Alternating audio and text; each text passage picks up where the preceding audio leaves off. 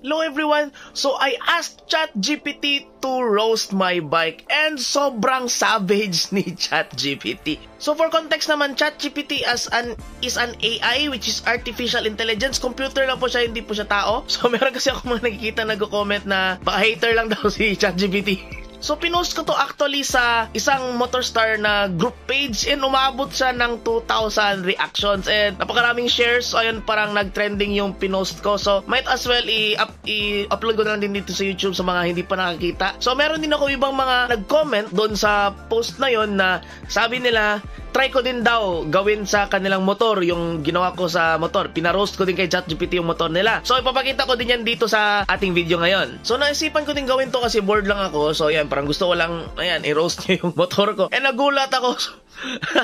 Tunay na tunay, parang totoo talaga yung roast sa motor ko eh. Parang hindi na biro.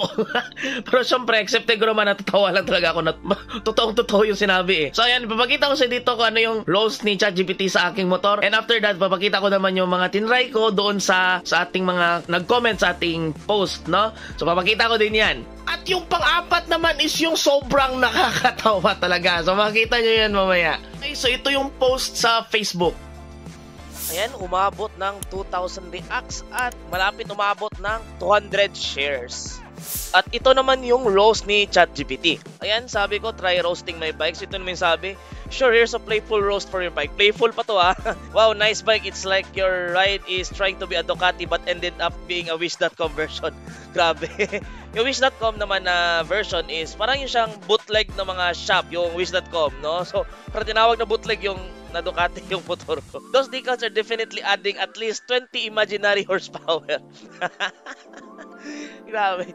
And it's not a seat for one because it looks like even your imaginary friends wouldn't want to ride you with on that. So ayan, sabi kahit yung imaginary friends ko daw ayong aangka sa akin. Grabe naman to. So useless na yung seat cowl ko. So ayan, may pambawi naman si ChatGPT. Sabi niya, hope you don't mind some friendly ribbing. It's all good fun.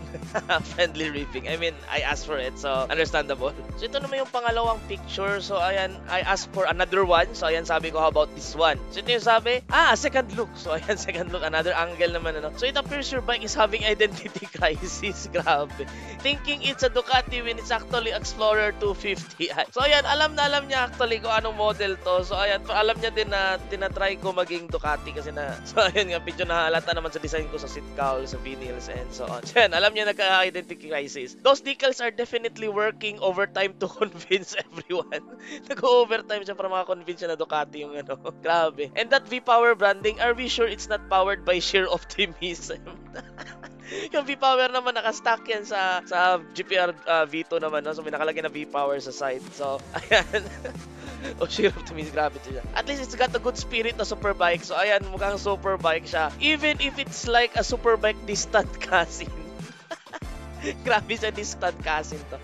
So keep rocking that unit ride. So ayan, grabe si ChatGPT no, walang awat talaga. So ito naman sa mga comments, may mga nagpatatry din na iba na itry ko din daw iparoast yung kanilang bike. So ito yan. Ito yung sabi, I see you've got that bike that's trying to decide if it's Supreme streetwear model or a Ducati Track Beast. So may nakalagay kasi na Supreme doon sa kanyang harap na parang tag. So ayan, nakita ni ChatGPT. Looks like it can go from 0 to I spent too much on stickers in just 3 seconds. Grabe. But hey, as long as it gets you from point A to point B, right? I mean, yeah. So, meron pa tayong dalawa. So, ito yung isa. So, ito, nagpa-try din. So, ito, loads hataw mo sa kanya. Okay, try natin yan. Ito, medyo mataas-taas to. Parang gumawa ng essay talaga si ChatGPT. So, yan. First natin. Alright, let's give it a go. First, yung color scheme daw. It looks like your bike had a run with a box of highlighters and lost. The combination of bright yellow and blue makes it look like it belongs to the 80s workout video. Kaya kasi yung pagka-green niya, parang highlighter yan. Siguro yung napansin ni ChatGPT. Ano? So ito naman number 2 ni ChatGPT, brand overloaded. We get it, you like Fiat and Movistar. So yan, sponsor nakalagay yata sa motor niya. But does your bike really need to look like a NASCAR reject? Grabe sa reject na NASCAR. It's like you took every sticker from a kid's sticker box and slap it on your bike. So yan, si ChatGPT nagsabi niya na hindi ako, no offense dyan. So yan, may 3, 4, 5 pa to. Front fairing naman. That front fairing looks like it's ready to take off into space. It's more like aerodynamic than the space shuttle. So winglet yata to. So number 4 naman yung wheel covers. What's up with that blue tire covers? Are you trying to keep the warm or just making sure your bike is visible from space? So yung tire warmers yan, no, usually nakikita niyo sa mga racing bikes. Number 5 naman, brake disc. Those bright green and red brake disc make it look like your bike is preparing for Christmas, not a race. In all seriousness, the effort and customization are clear in its grit and that you've personalized it to your taste. Keep riding, enjoy it. So ayan, may pambawi naman lagi si ChatGPT na, no, baka ma-offend na yung user. And ito naman yung last. So agree ako dito kay Ben na mas natawa siya dito kay sa actual post kasi grabe talaga tong picture na to. So ayan, save the best for last tayo. So yan, shoutout kay Virgilio Mendoza. Siya sabi, do your worst talaga, no? So yan, alright, here we go. What happened here? It looks like your bike lost a fight with the junkyard and decided to make its own new home. Is this a minimalist design or did someone steal half of your bike and leave it with the leftovers? That exposed battery wiring setup, it's giving off some serious I can fix it myself energy. It's more Mad Max than Mechanical Genius. And those wheels look like they've seen more than their fair share of rough days and potholes. The bright red fires are trying to scream, look at me, but they're more like cry for help. It seems like your bite last upgrade was downgrading to survival. This bike has some serious character, but it might be time to retire and invest in something a bit more well a whole.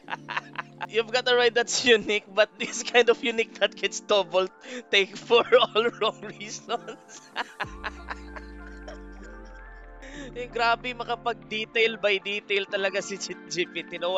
Lahat talaga, walang pinalalampas. So, I'm actually planning to make a series out of this. So, parang, tamang usapan lang kay ChatGPT about sa mga motor, kung ano yung mga comment niya. Tamang lokohan lang kay ChatGPT regarding sa mga motorcycle stuff, no? So, I'm planning to make this a series. So, if gusto nyo naman yung motor nyo i-roast din ni ChatGPT, pwede nyo i-message yung page ko sa Facebook. So, merong link dyan sa Facebook ko sa description down below. Pwede nyo i-message, pwede nyo ipa-roast kay ChatGPT, then try ko ipa-post, ipang-co-compile ko yung mga roastings na yon. So pwede tayong gumawa ng part 2 nito if gusto nyo. So yan, and konting update din pala, no. So soon gagawa ko ng part 2 na video ng progress ni Jayzuena regarding sa ating Ducati concept na project, yung buong whole body kit natin na naka V4 Speciale. Okay, so gagawa tayo na next video niyan, and nakabili na din ako ng whole set ng dual disc brake. So yan, coming din yan soon na video. Kakabili ko lang kahapon talaga, so soon dadating yan. And of course, gagawa tayo ng video sa paggagawa natin ng dual disc brake. And if curious naman kayo sa first update ng body kit ko kay Jayzuena, pwede nyo i-click tong video na to. And if na-enjoy ninyo yung video, don't forget to hit the subscribe button down below. Thank you for watching and ride safe!